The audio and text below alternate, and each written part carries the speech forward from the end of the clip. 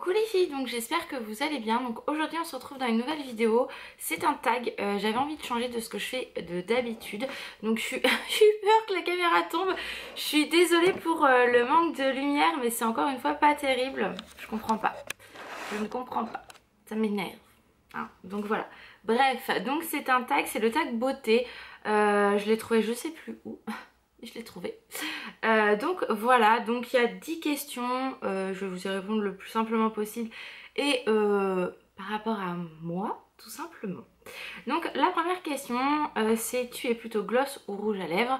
Je suis quand même beaucoup plus gloss que rouge à lèvres parce que c'est vrai que des rouges à lèvres j'en ai, il n'y a aucun problème, mais c'est vrai que le gloss c'est j'en mets un coup et je me barre.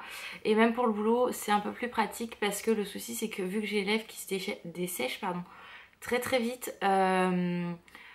Moi au boulot faut vraiment que je vais dans mon vestiaire, j'en remets un coup et je repars. Que le rouge à lèvres faut vraiment être très précis quand vous l'appliquez et au boulot j'ai pas le temps. Ou alors si je mets un rouge à lèvres, c'est un rouge à lèvres qui tient très longtemps. Donc voilà, tout simplement je suis plus gloss que rouge à lèvres. Même si j'adore les rouges à lèvres bien évidemment. La question 2. Es-tu plutôt discrète ou chargée niveau maquillage? Donc je pense que ça, la question elle ne se pose pas. Enfin, vous avez la réponse toute seule. Je suis chargée au niveau surtout des yeux. Le reste c'est assez naturel. Mais c'est vrai que j'ai toujours chargé mes yeux puisque c'est de base. Enfin, je me suis toujours maquillée comme ça. Et là où j'ai été formée en fait, en parfumerie on vous dit vous chargez quoi. Faut qu'on vous voit, faut que ça soit joli, faut... Donc du coup c'est vrai que mes yeux ont toujours été chargés et quand je fais quelque chose d'assez simple, j'ai l'impression de ressembler à rien du tout. Donc enfin ça m'arrive quand même, mais c'est vrai qu'au niveau des yeux je suis assez chargée. Donc je suis discret au niveau teint parce que c'est quand même très naturel, etc. Mais à la base je suis quand même assez chargée et des fois ça peut m'arriver d'avoir les yeux assez lumineux et chargés en rouge à lèvres. Enfin mettre un rouge à lèvres assez foncé, bien soutenu. Donc voilà. Donc je serai plus chargée que discret malgré tout. Troisième question, quelle est ton astuce maquillage dont tu ne peux pas te passer? Alors, mon astuce maquillage, c'est quand j'applique mon mascara. Tout simplement, je mets d'abord ma base. Ensuite, je mets mon autre mascara et j'ai toujours tendance à fermer l'œil et à remonter juste au bout des cils pour vraiment les allonger un maximum. J'ai toujours fait ça. Donc c'est vrai que maintenant c'est quelque chose que je ne peux plus ne plus faire. C'est vraiment ce que je fais tout le temps. Donc c'est vraiment mon astuce à moi. Quatrième question, quel est ton mascara préféré? Alors, mon mascara préféré de base c'est malgré tout le Dior Overcall enfin le Dior Show. C'est ça, Dior Show Overcall. La fille, ça fait tellement longtemps qu'elle en a pas acheté qu'elle se souvient plus. Si, c'est ça. L'Overcall de chez Dior, c'est vraiment mon mascara préféré de tous les temps. Mais voilà, il est tellement cher que je peux pas tout le temps en acheter. Donc du coup, le numéro 2, c'est quand même le Too Faced que j'adore beaucoup et que je mets tous les jours en ce moment. Puisque j'en ai eu un pour mon anniversaire, etc. Donc je rachèterai la prochaine fois le Dior, ça c'est sûr et certain. Mais pour l'instant, du coup j'utilise le Too Faced. Mais c'est vrai que le Overcall de chez Dior reste mon mascara préféré de tous les temps. Ça, je pense que je vous ai tellement bassiné avec, si vous me suivez depuis longtemps, que vous devez le savoir. La cinquième question. En été, que portes-tu... Attendez. Que portes-tu pour ton teint? Bah la même chose que l'hiver en fait, parce que moi je prends vraiment un fond de teint naturel pour moi, parce que je suis tellement blanche que de base ça sert à rien que je charge l'hiver. J'ai pas envie de ressembler à un pot de peinture qui devient orange et que c'est pas beau. Donc c'est vrai que je mets pas de CC crème l'été. J'en ai mis pendant un sacré moment de la CC crème, mais le souci c'est qu'à la fin ça faisait un teint comment dire, fade, c'était pas uniforme ni quoi que ce soit. Donc j'ai laissé tomber et depuis que j'utilise le mien, donc c'est le Veteran... Non, c'est n'importe quoi, ça c'est mon mascara.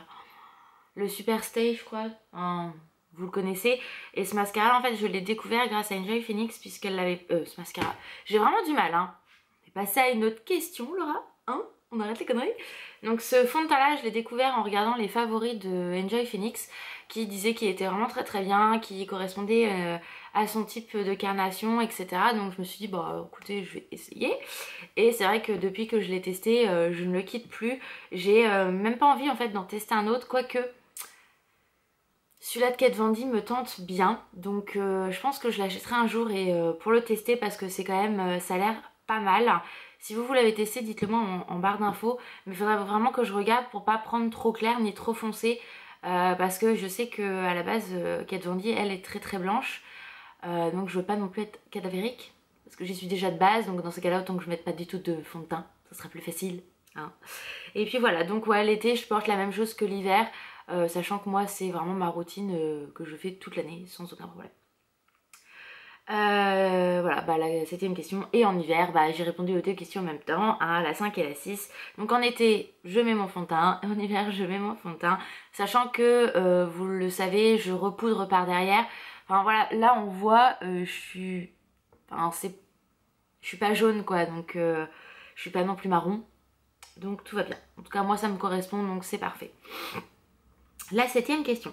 Pour toi, quelle est la célébrité qui représente le mieux qui représente le mot féminité? Alors là, je pense que ça va être un grand débat parce que chaque personne voit le côté féminin pour quelqu'un, etc. Le côté... Enfin voilà, par exemple, il y en a qui peuvent dire... c'est un exemple, hein, vous crispez pas. Par exemple, Kim Kardashian, c'est la féminité. Paris Hilton, elle est magnifique, elle est féminine, etc. Oui, ça, c'est vrai qu'elle c'est des super belles nanas, etc. Mais pour moi, c'est pas ça en fait. Moi, la célébrité qui représente plus le côté féminin, vraiment très simple, parce que la féminité c'est pas que je suis maquillée, etc. Enfin bref, pour moi la personne c'est vraiment mon idole de toute façon, c'est Sarah Michelle Gellar. C'est vraiment quelqu'un de simple, mais en même temps qui sait prendre soin d'elle, qui est toujours très bien habillée, que ça soit à la télé ou hors télé. Enfin vraiment c'est vraiment quelqu'un pour moi qui représente la féminité. Voilà, je peux pas l'expliquer plus que ça, voilà, pour moi c'est elle. Et donc la question 8, pour toi, que signifie le mot féminité? Donc j'aurais peut-être dû commencer dans ce sens-là, ça aurait été peut-être plus facile pour la question d'après, c'est pas grave.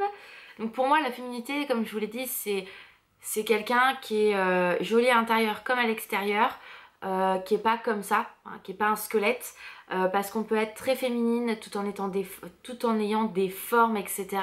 D'ailleurs quand vous regardez, si vous regardez bien sans vous moquer des gens dans la rue, la plupart des femmes qui ont des bonnes rondeurs ont un visage mais qui est plus que magnifique, parce qu'elles prennent soin d'elles. Voilà, c'est pas parce qu'on est ronde ou qu'on a des formes que on peut pas être féminine, qu'on peut pas s'habiller comme on le souhaite, que... Enfin voilà, je pense qu'il n'y a pas de...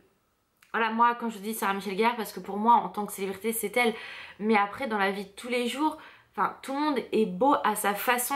Il suffit de prendre soin de soi, il suffit de s'habiller comme on veut, du regard des autres, on s'en fout. C'est vraiment être soi-même tout en étant beau à l'intérieur comme à l'extérieur. Parce que des fois on peut avoir des nanas qui sont secs comme des haricots, qui se pomponnent, qui sont belles et tout. Ouais, enfin en même temps il n'y a pas grand intérêt d'aller avec des nanas comme ça parce qu'on se fait plus chier qu'autre chose. Donc c'est pas tout le monde, je le précise, c'est certaines. Hein, parce qu'on peut être pareil très mince, prendre soin de soi, être super gentil, etc.